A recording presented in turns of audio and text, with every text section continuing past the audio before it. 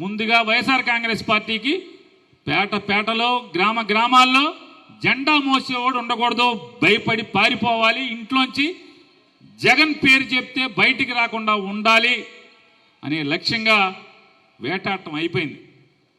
Next, ఎవరెవరైతే పార్టీకి పనిచేస్తుంటారో మండల స్థాయిలో లేదా జిల్లా స్థాయిలో రాష్ట్ర స్థాయిలో పనిచేస్తున్న వాళ్ళని కట్టడి చేయాలి, వాళ్ళని భయపెట్టాలి. ఇక నాకులాగా వాళ్ళు చేసేటువంటి ప్రతి పాపాన్ని ప్రతి తప్పుని ఫినాయిల్ వేసి కడుగుతున్నోడి ఏ రకంగా నోరు మూయించాలి అనేటువంటి ప్రయత్నాల్లో భాగమే ఇవాళ పుంకానుగా నాయకుల మీద తప్పుడు కేసులు. ఇవాళ కాకాని గోవర్ధన్ రెడ్డి అనే ఆయన మీద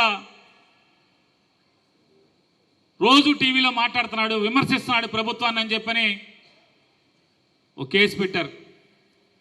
ఏంటంటే ఎవడో పేరు మీద తవ్వేశాడు క్వార్ట్జ్ మైన్ అని చెప్పని ఒక కేసు పెట్టారు. సరే, అతను అరెస్ట్ చేశారు. ఇప్పుడు అరెస్ట్ చేశాక ఇప్పుడు ఏంటంటే 2019 నుంచి 24 మధ్యలో పోర్టుకి వెళ్ళేప్పుడు సొంతగా ప్రైవేట్ టోల్ గేట్ పెట్టి లారీలకు డబ్బులు వసూలు చేశాడు అని చెప్పి కేసు అంట.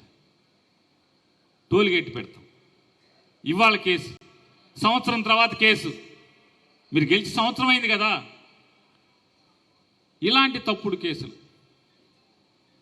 కొడాల నాని మీద బందర్లో ఒక 324 కౌంటింగ్ రోజంట ఎవనో కొట్టాడంట, తలకాయ పగల కొట్టాడంట. కొడాల నాని బందర్లో తలకాయ పగల కొట్టాడంట, బలరాన్పేట ఉన్నాం. అదొక 324 326 కేసు, అదొకటి. దానికి బెయిల్ తీసుకున్నాం. ఇట్లా ఎప్పుడెప్పుడో జరిగినటువంటి కేసులన్నీ.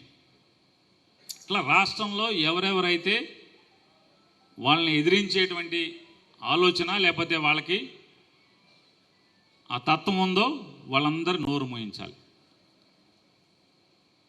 దానిలో భాగంగానే నా మీద, నా భార్య మీద మొట్టమొదటిగా రేషన్ షాపు బియ్యం కేసు అని మొదలుపెట్టారు. దాని నేపథ్యం